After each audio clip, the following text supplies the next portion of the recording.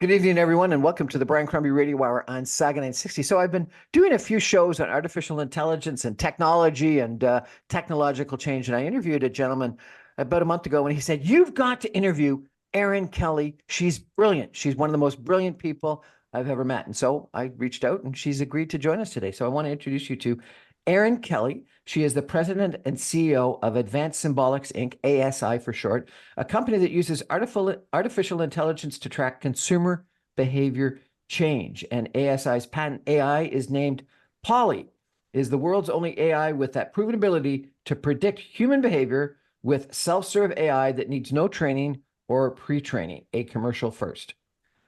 Welcome to the show, Erin. Thank you. Nice to be here, Brian. Tell me a little bit more about Polly. She can predict buying behavior and optimize campaign messaging. She's the AI of choice for leading consumer companies, including Disney, MasterCard, and Nissan, and her predictive abilities have been endorsed and presented by leading science bodies, including the IEEE, whatever that is, and the National Academy of Science. Tell me more, please. Yeah.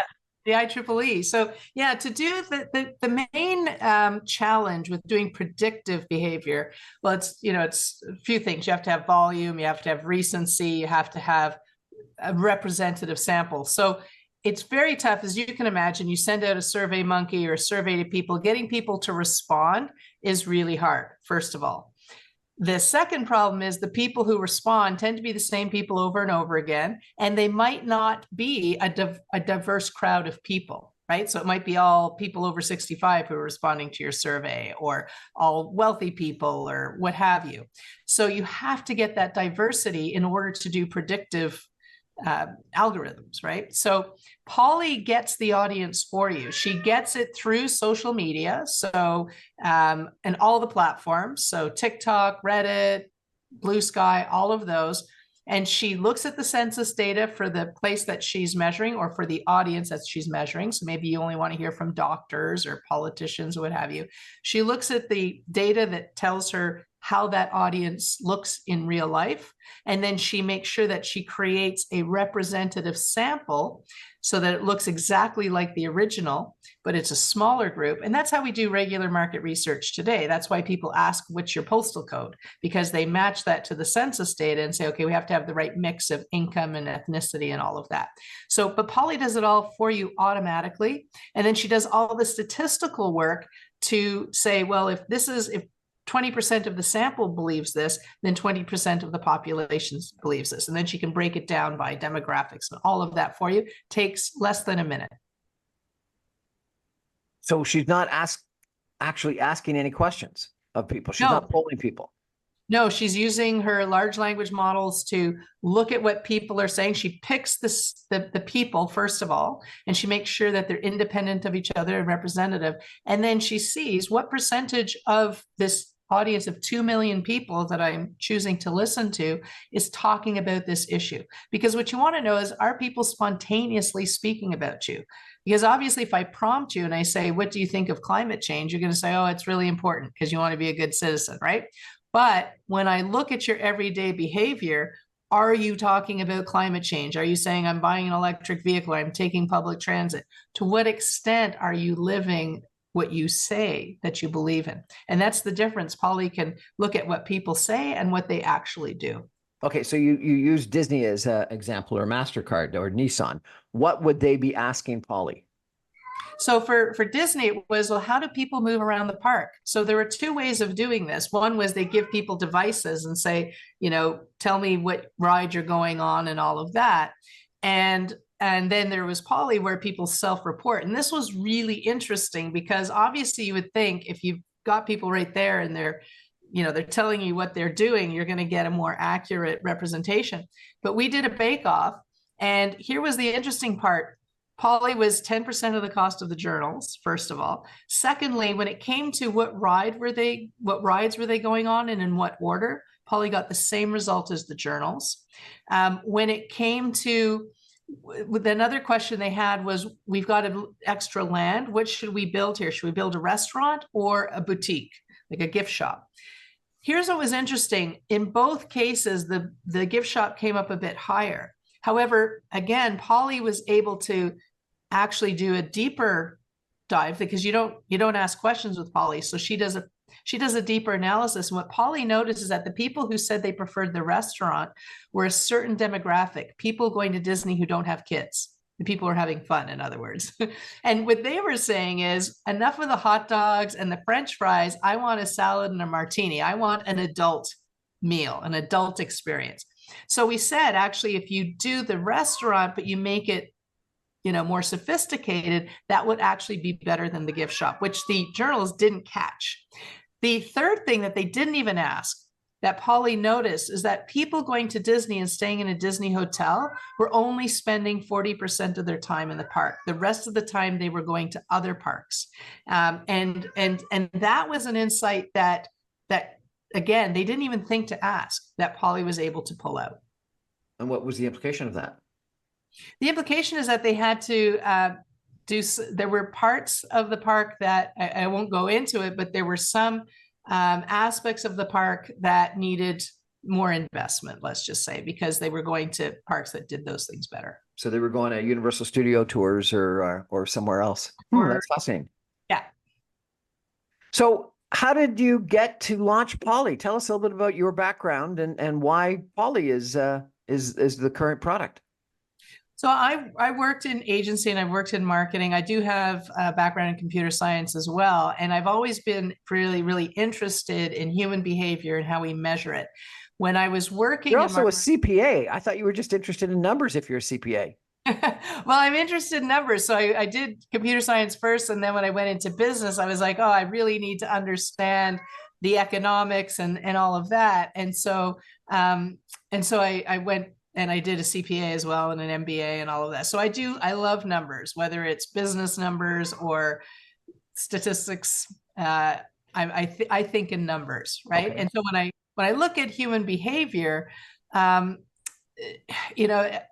was a lot of gut feel and all of this. And even when the market research tools that we had, they hadn't been updated since the 1950s, right? It was still, I'm going to call people in different postal code areas, but look, we've got mobile phones now, we've got voice over IP. I mean, my dad lives in Prince Edward County, but he's got a 416 phone number because he just never changed it, right? But he doesn't live in Toronto. So it really needed updating. That was very clear to me. And the results we were getting were very poor. I mean, people won't admit that, but you're getting less than a 2% participation, and it's older people all the time, older white people. So with landlines. And people on mobile phones, they're not going to stop. If they don't recognize your number, they're not taking that call, right? And all the conversations now, the deep conversations are happening on social media. The problem is getting that. I thought people just post about cats doing parades or in dances and stuff like that. You're actually thinking that people post deep conversations on social media? Oh, absolutely. Now, not on Facebook. Like Facebook gets happy birthday and aren't my kids fabulous and all of that. Usually on Facebook, people say, so depending on what we want to measure, you might want to use Instagram or things like that if you're doing real estate or, see people buying houses. But if you want political stuff, you're more Reddit and Blue Sky and Threads. Used to be Twitter, but that's gone really down. We still use it, but you have to be on multiple platforms for sure. Really? And Thread has taken off? Yes, Threads and Blue Sky have taken off. Mastodon is now big enough that we can get a representative sample. That's what we always look for, is we wait till the platform you want to have a lot of people and you don't want to have a very biased platform, right? Like you can get enough right-wing people on those other platforms that you don't go to Truth Social, because then you're getting very skewed view. So you have to make sure that you can always get that unbiased representation. And that's really hard to do on social media because you don't have postal code data. You don't have that census data built in. These are random IDs for your social media. So that took years to develop, and the other tools don't have that. So you're a CPA, you're a computer science nerd. You're now working in market research and agency work. How'd you then morph into launching a AI-enabled market survey company?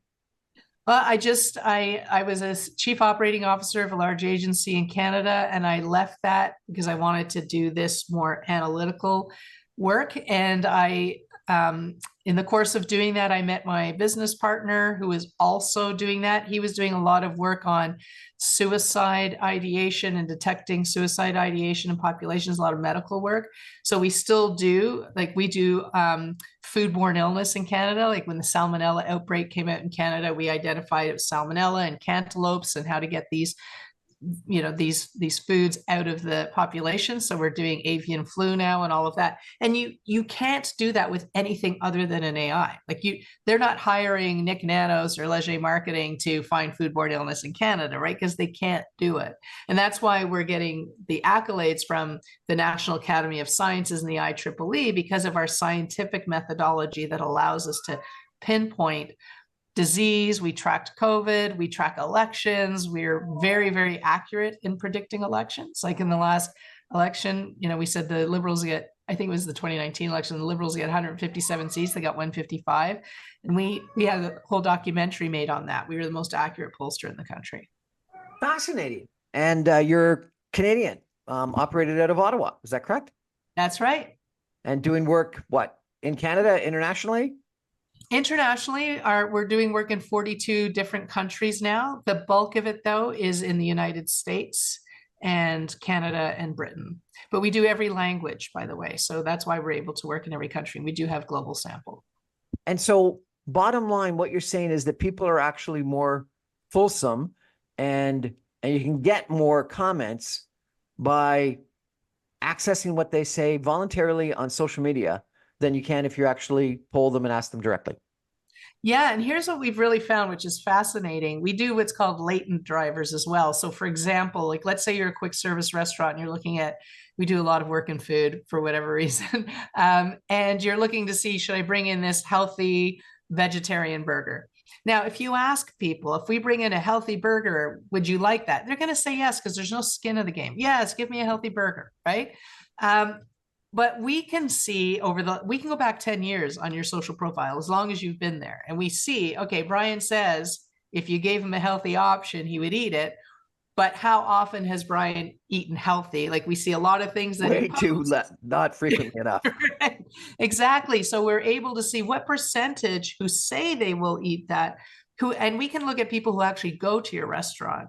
What other restaurants do they go to? Are they ever eating healthy? And we can give you a very accurate view of whether or not that food that you want to introduce would be. So how do you do that? So you're going to go to their Facebook or their Instagram and find out if they posted that they went to the keg and then track back where else they've gone as well? Yeah, and by the way, it's important to note we don't collect names. We're just collecting, we get everything, and that's why we do a lot of work in healthcare because of that privacy bit. But yes, we're looking back to see when you have, like, especially around things that are healthy, like let's say, even like, because we want to see to what extent do you eat healthy, that you actually do, and we look back on your posts. Are you hey, just had a great salad. Do you talk about, wanting to eat healthy? Do you do these things? You might say every now and then, oh, I'm so excited about this new vegan burger that's coming out because it's healthy. That's great. But then we look and we see to what extent do you often eat healthy and speak about healthy eating. What a fascinating business and what a fascinating product that you've got. Appreciate you telling us a little bit about it. We're going to take a break for some messages and come back in just 2 minutes with Erin Kelly. I'm going to ask what Polly would say about our political situation in Canada and the United States right now. Stay with us, everyone. We'll be back in just 2 minutes.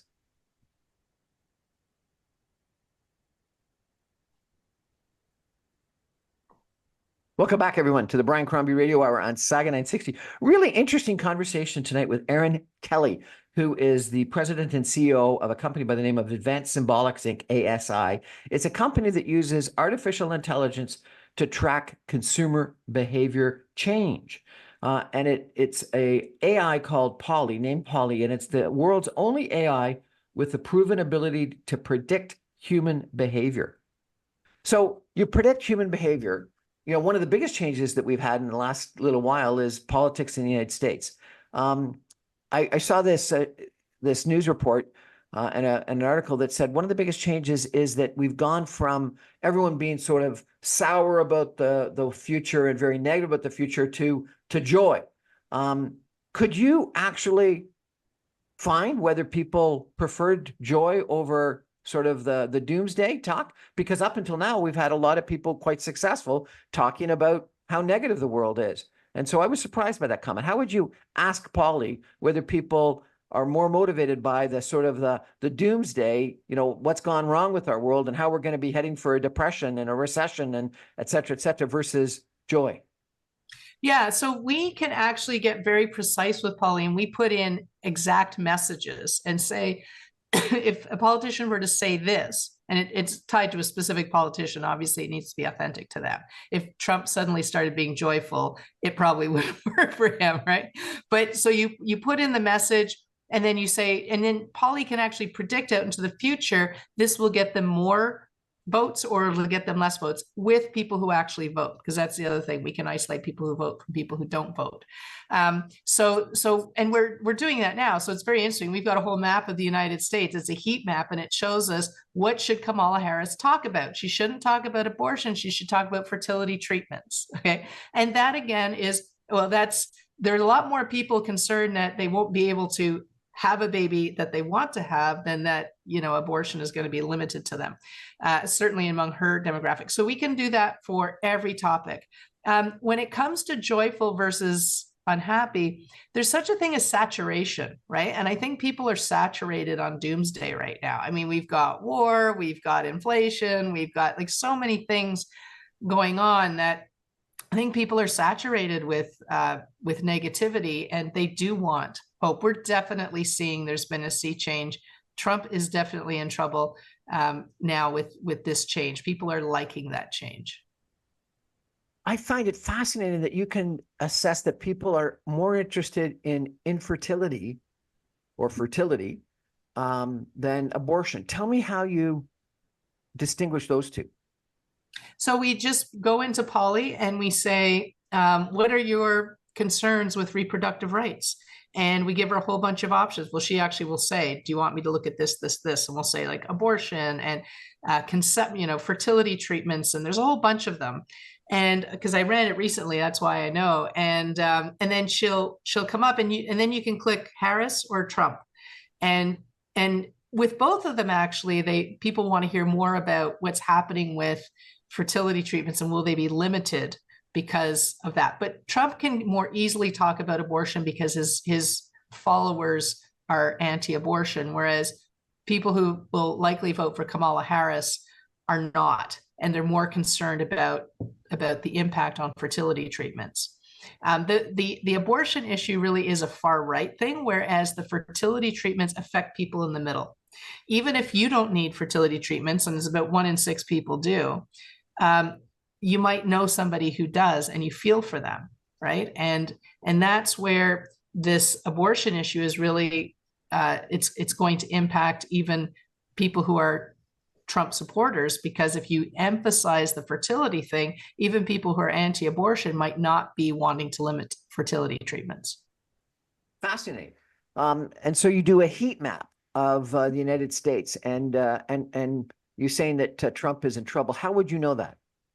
Because we can see on the heat map when we put in things that hurt Trump, like we say Trump age, we'll see that there are a lot more conversations now of people saying he looks old than there were before. And we're measuring it week to week. So we see that those conversations are increasing.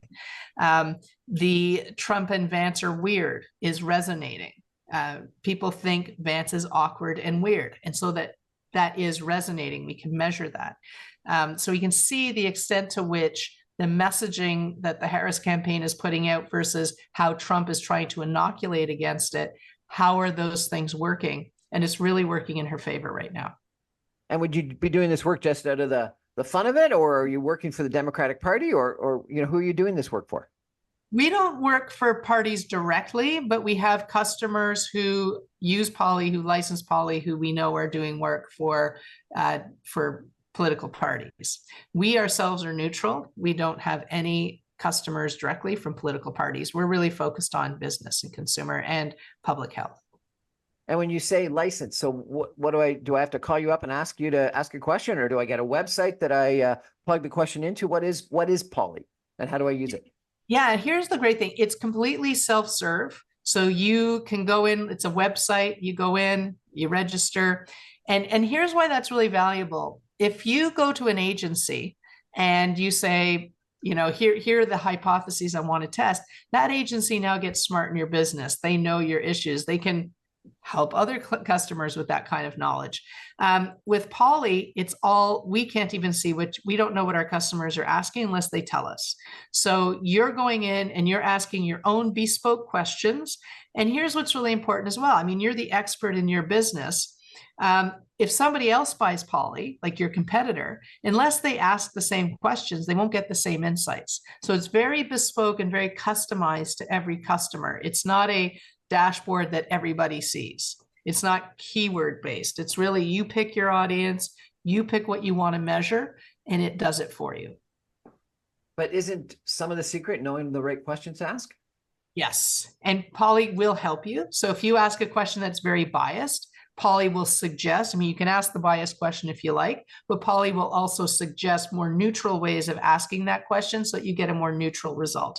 And she will also suggest, would you like to test this question on a particular audience?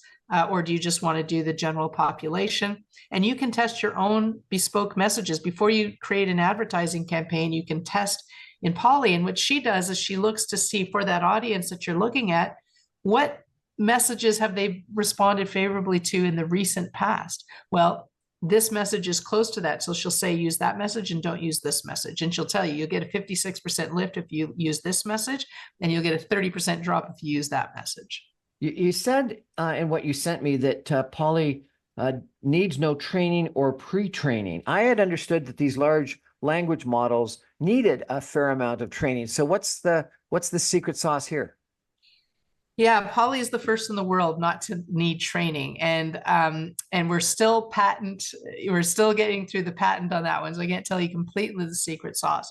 But we have found a way for Polly to train herself using principles in science, so she does not need, so all these lawsuits that you have of artists complaining because people are trading on their stuff, we don't need to do that. And why it's really important is because if we didn't have that, it wouldn't be bespoke.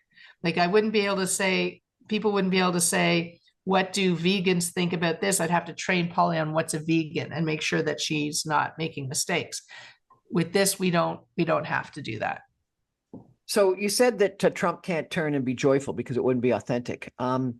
Could Trump ask Polly, what could I do to change things and win the election? And would Polly come back with an answer? So you can't say, what can I do? You have to give her hypotheses to test. So he could say, I'm thinking of saying this. Create an audience. And so we can create an audience of Trump supporters, an audience of Harris supporters, and we can also create audiences of people who are leaning Harris but haven't decided, and leaning Trump but haven't decided. And he can test that message against all of those four audiences and say, the people who are leaning Harris, if I said this, how would they react? Would some of them come to me? And what percentage of them would come to me? And it would do that. And what it's looking at is, to what extent do they believe that that is a believable message for that brand Trump? Would it convince them? Would they change their vote? This is fascinating. Let's go back to how you, what was your brainchild? How did you come up with this idea? And how did you, do the modeling, how did you create it? We borrow actually a lot from physics. So a lot of our staff are PhDs in physics, we do have PhDs in machine learning and all of that as well. But our researchers come from physics, and in physics, as you can imagine, you have to be, if you're, doing nuclear work or something like that, you have to be very, very precise, because the effect of not being precise can be very catastrophic. So they use very, very precise tools. And our thesis was, could we use those kinds of measurements? Because I think a lot of people who do market research, they come from psychology or sociology or whatever. We're coming at it from a pure science background, which is why you see the IEEE and the National Academy of Sciences loves our work, because we're taking principles from physics and applying it to what people say on social, and using those measurements combined with sociology and machine learning to really hone the precision of our work. Who's the IEEE? It's a science body like the National Academy of Sciences that does standards and what have you, and that's what's really important. Our methodology, you can, if you're a market researcher, you can join APOR or all of these market research associations. They basically bless your work, right? Oh, here are the number of people I called and all that. A higher standard is having peer review from academics, PhDs who tear down your methodology and look for holes in it. And they don't get paid. The association, you're paying them. The scientists don't get paid to review your work. It's a peer review. And so we, of course, we're members of associations as well, but we also take it up to that higher level. And you won't see market researchers doing that because they actually can't pass peer review. It's a very stringent process. This is absolutely fascinating. What do the typical agency, the pollsters think of you? Are they scared to death? Oh yeah. Nick Nanos has blocked me on on Twitter and even blocked my spouse. Like, it's hilarious. Yes, I mean, they're very threatened by it because they know AI is the future. It is the future of this industry. There's no question about that. We're going to take a break for some messages. What a fascinating discussion. I didn't know this existed at all. It sounds like it really is going to be the future of polling, of market research, of consumer research, of trying to figure out what we're all thinking. Is this fair, though, that you take what I voluntarily put on Facebook, Instagram, Twitter, Threads, etc.? Is it fair that you take that information and use it for your and corporate benefits? Yes, because you're putting it out there. I mean, nobody, and we don't take anything that's private. It's all public, all publicly available data. And people are putting it out there because they want their views to be heard. And to be honest, it's a great public service because, I mean, I mentioned the foodborne illness, finding disease, and we are managing to get healthcare in communities much faster than we otherwise would be able to. But people want their opinions to be heard. If you leave it to the Chamber of Commerce to inform politicians about what you want to have happen, your views might not be heard, right? And that's how politicians work today. They go through associations. They ask the Canadian Federation of Business. They ask so-and-so and so-and-so, what does your population want? They'll have town halls, but how many people, busy parents, have time to go to a town hall Thursday at 7, right? And I got to drive Johnny to hockey practice. I mean, people want to be heard, and Polly is that democratic voice that is saying, yeah, I know the lobby group told you this, but we've actually got 2 million Canadians who say differently. And we're suggesting to journalists, etc., because there's a lot of push polling that happens. There's a lot of market research that is, they're putting the thumb on it, right? To say what their client wants them to say. Polly, you can't put the thumb on her. You ask her, she goes out and measures it. You can ask a very biased question, absolutely, but you can also share it and give it to a journalist, and that the journalist will see the question that was asked. So it's a very independent pollster, if you will. You can verify if you get something that says, oh, everybody loves using Amex. I'm going to ask Polly, what's your favorite credit card, and see if I get that same result, right? So she's very independent and very unbiased. Unbelievable. Fascinating. We're going to take a break for some messages and be back in just 2 minutes with Erin Kelly talking about AI for market research and polling and Ask Polly. Stay with us, everyone. Back in 2.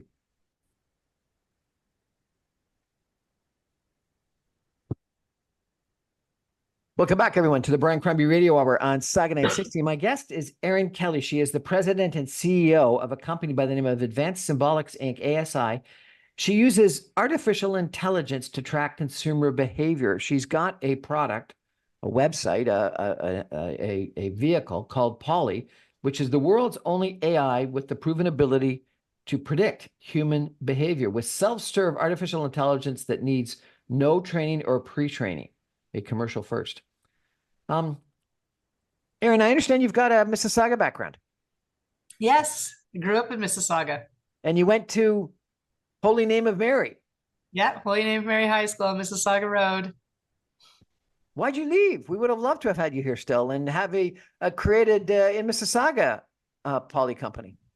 Yeah, well, I left a long time ago when I was in my 20s, and I had some friends who moved to Ottawa and I came to visit, and I just fell in love with the beaches and the lakes and the natural landscape. I mean, I love to paddle, I love to ski. So yeah, so Ottawa won me over. We're sad to have lost you. Um, the guy that told me you were brilliant is trying to create a AI that will be better for democracy than our current democracy. And he thinks that he can use AI to effectively have referendum on a regular basis. So the way that you're talking about Polly, could I ask Polly whether people believe in a carbon tax or not and get a better view than what we're currently having with, economists saying it's smart and then politicians on one side saying yes and the politicians on the other side saying no. If you actually wanted to have a referendum or a vote on something like carbon tax, could Polly do it? Absolutely, without question. She is representative of the population, and you will get a much more accurate view. We have done this so many times with issues. It was really interesting. We had an issue in Ottawa many years ago where they wanted to build a hospital on the across from the current. They wanted to build a heart institute across from the current hospital, and it was on sort of public land, park space, and they were getting all sorts of everybody's against it and all of this kind of stuff. And we were asked, and we ran it with Polly all across Ottawa, and no, there was very few people against it, actually. Like they thought it was like 60% were against it. They ended up, because we gave them the confidence, you can get up there and you can say, we're going to build it here. It was so funny. There was a protest organized after they made the announcement. 7 people showed up. This was when they thought like the city would be in revolt. 7 people. And the newspaper kept trying to keep it alive. It died within a week. Even the person who organized the protest, actually after a week said, we accept the decision. Okay, so it was the best place to put the hospital because of transit and all of that.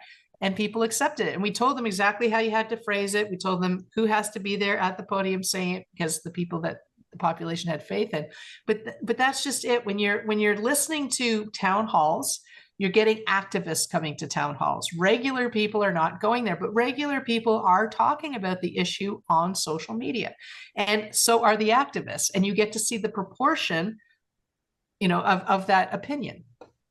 So in the last municipal election in Mississauga, we had I think it was a 26% turnout. The last turnout in Ontario was, I think, 30% or something like that. And federally, it was maybe 40 or 45. I can't remember the exact numbers. But, turnout in elections is less than 50% and sometimes dramatically less than 50%. And way too often, as you say, it's the squeaky wheel that gets the attention and makes the noise. So what's fair? What's more democratic? Is Polly more democratic, or do you think people should have to go out to the ballot box and actively make a choice?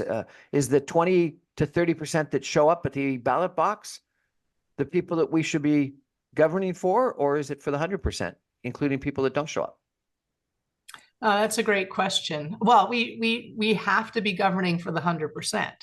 But the reality is we're not, right? I mean, even for the people who do show up, I mean, I think right now we're balloting for special interest groups who can get the vote out and who can speak on behalf of and all of that, right? But we do need to be, in an ideal world, representing everybody. And that's why for us, well, I said we don't work for political parties. We do a lot of work for the government, for the public service, because they're the ones at the end of the day who want to know, if I put out this program, will people use it? Will it be money well spent? If I put out, something for farmers, will the farmers use it? Is it addressing their needs? So we do a lot of that work. I mentioned the foodborne illness, but we do a lot of policy work to say, if I put out a program that subsidizes public transit for low-income people, how do I make sure they find out about it? Will they use it? Will it address their needs? Or is that not why they're not using public transit? I mean, we've done a lot of work in transit, and a lot of it is about routes and times and all of that. So we are doing that.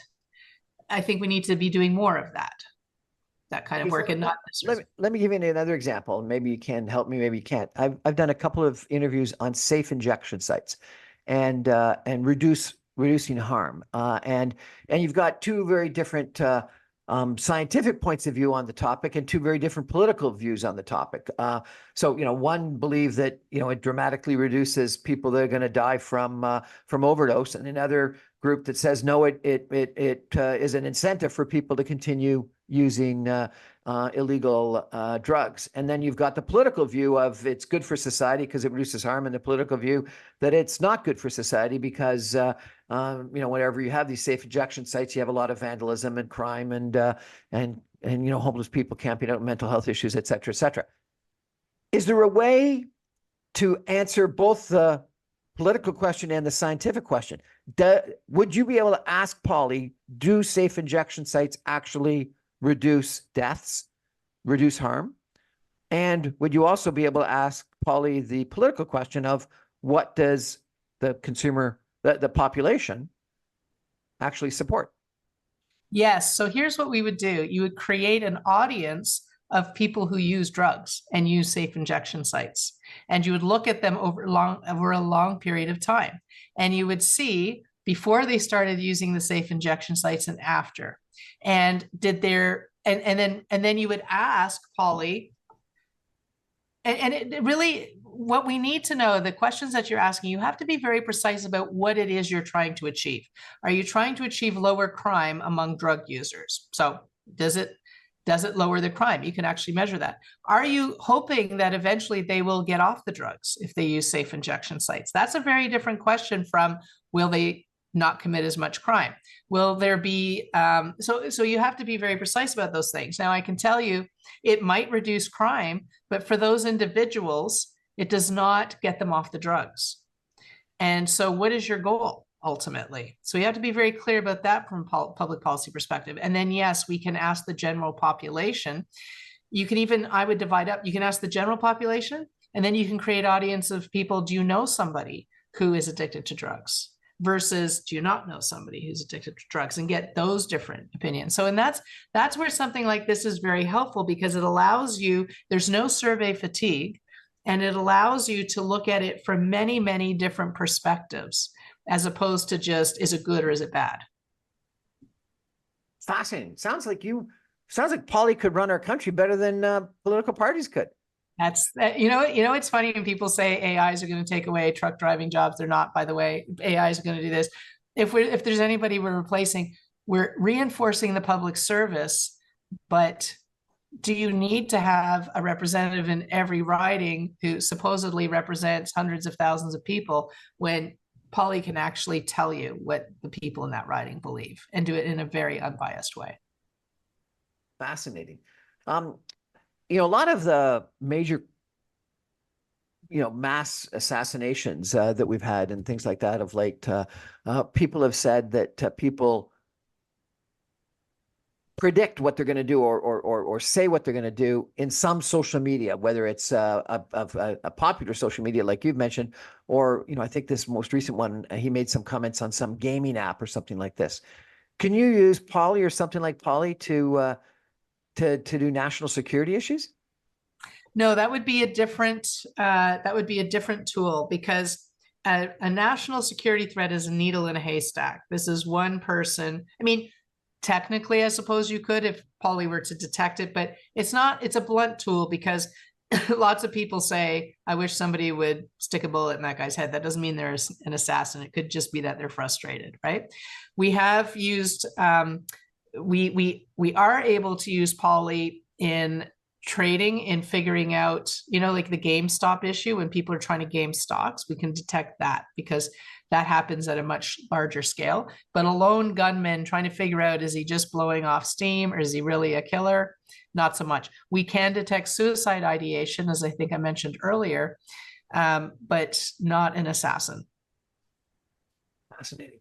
I hear comments all the time that people lie on on social media. They only post positive stuff. They don't tell the truth. They, if something good is happening in their life, they talk about that, but they don't necessarily talk about the reality of what's going on in their life. So is Polly actually finding information out on accurate information or on biasedly positive information? That's a great question. And yes, we do studies on that a lot. And there have been independent studies, because there is a view that either everybody on, I've heard both, everybody on social media is negative and everybody on social media is positive. And the studies have shown it's positive and negative equally represented. So, and that's why you want to have huge sample sizes, right? We've got 2 million people that we listen to, not 5 people.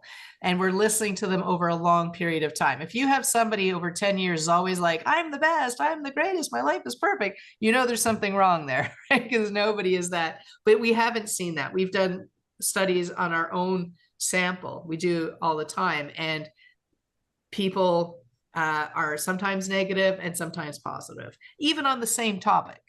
You know, so, and which is really interesting for us. And that's why we have to do everything longitudinally, because if, you know, Kamala Harris, she's of course going to get a bump right now because she's new. What we need to know is by November, will she still have that bump? Will it sustain?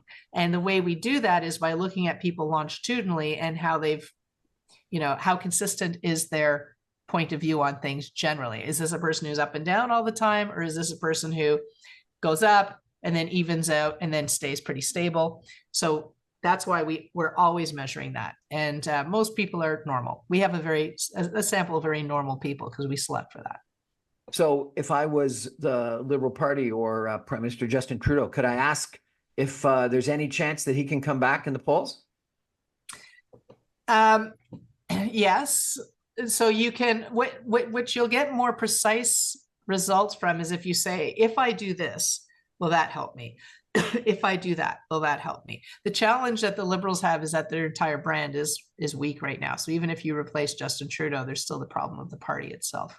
But yes, you would to get the best results, you would say, if I were to focus on this, if I were to deal with this issue, and that's how you would do it in order to figure out. It's not a blanket like, what do I need to do? She's not like a genie. You need to give her ideas of what to do, and she'll tell you the extent to which that idea will be successful. Could I ask it? Would I be better off with Justin Trudeau, Mark Carney, or Chrystia Freeland? Absolutely. What would Polly say? Well, so again, so if it's just pure public opinion, it would be Mr. Carney. However, you can also ask Polly to look at Mr. Carney's past and whether or not that past would come to haunt him in an election, right? And so it's, again, you don't want to just say, would people vote for him? Theoretically, people are saying online that they would.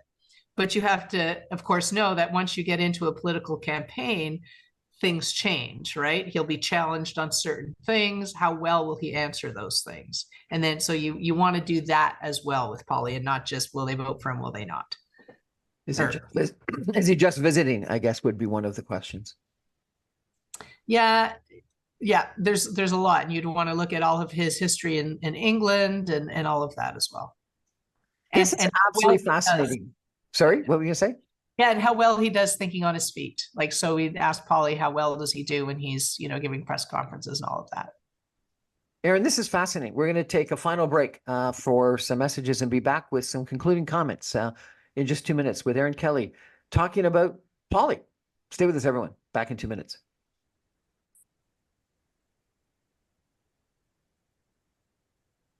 Welcome back to the Brian Crombie Radio Hour on Saga 960. I've been chatting tonight with Erin Kelly. She's CEO of a company that has launched a product called Ask Polly, which is an AI that goes into all of our social media and takes a look at what we're saying and answers questions about what we're thinking, what we're interested in, how we would vote, what products we would buy, what we want to do, etc.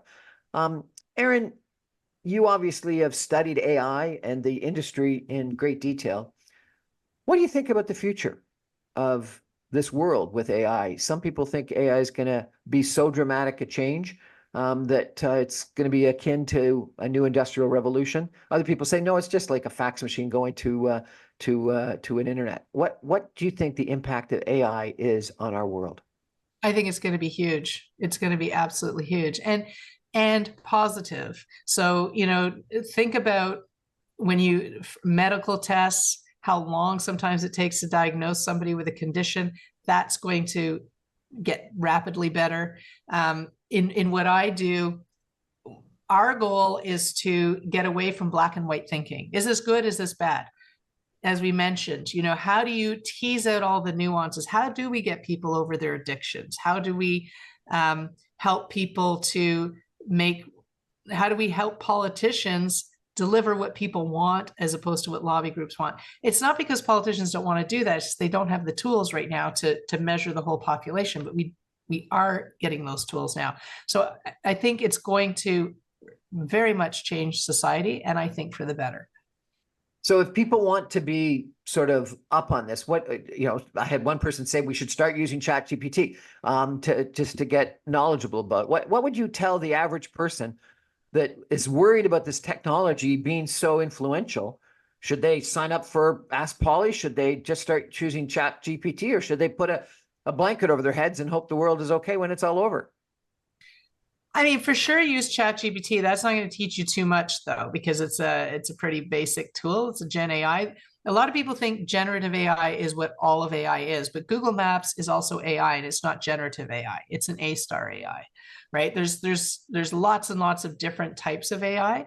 I would just, for now, read online, read articles about it. Use as much as you can that is free. If you work in a company or you work in politics or in business, be the person, because a lot of people feel intimidated. Oh, I don't know anything about it. Guess what? Very few people know anything about it. So now's the time to get in on the ground floor and be someone. Let's say you work in marketing. Yes, bring in a tool like Polly and be the expert in it. If you work in medicine, be the person who says, I want to interview all these vendors and see what they've got and see how this can make my business better. It is coming. So there's no chance of, I'm just going to bury my head in the sand and hope it never happens. It's definitely coming. So be the lead person in your organization, and don't worry about not knowing enough, because you'll learn. The vendors will teach you. You'll learn as you do it. Can I ask Polly something, or is it so expensive it's only good for big companies? No, you can ask Polly something. It takes about a minute, though, and I don't know if we have that time because it has to churn through and do all the statistics. But yeah, anybody can ask Polly something. So I can just go on the website and put Ask Polly in, and what does it cost me to ask Polly something? Oh, well, to subscribe, it's you'd have to subscribe, right? So we don't have a free version yet. We're looking at bringing in a version where you can ask a few questions, but we don't have that at the moment. And how much is a subscription? It's $1,500 a month, and you can turn it off and on. So you're not obligated to sign up for a year or anything like that. So it's something that people got to invest in it to use it. Yeah, it's a business. So it's usually a business subscription. Let me know when you want to come out with the personal beta version. I'm going to be the first person to make use of it. All right. Okay. Perfect. Erin, Kelly, this has been a fascinating conversation. Thank you so much for joining us. Thank you. And I really do think that I was at a Harvard Business School seminar last October on AI, and it was interesting because we were talking to a whole bunch of people that were reasonably smart people that graduated from Harvard Business School, and the professor's comment was, "This is coming. Start becoming aware of it, making use of it, become knowledgeable of your robot, your ChatGPT or whatever AI you're using, because if you're not, you could miss out on one of the most massive technological changes in history." So I agree with Erin that all of us should be more aware and not scared, but making use of and seeing how it could improve our businesses.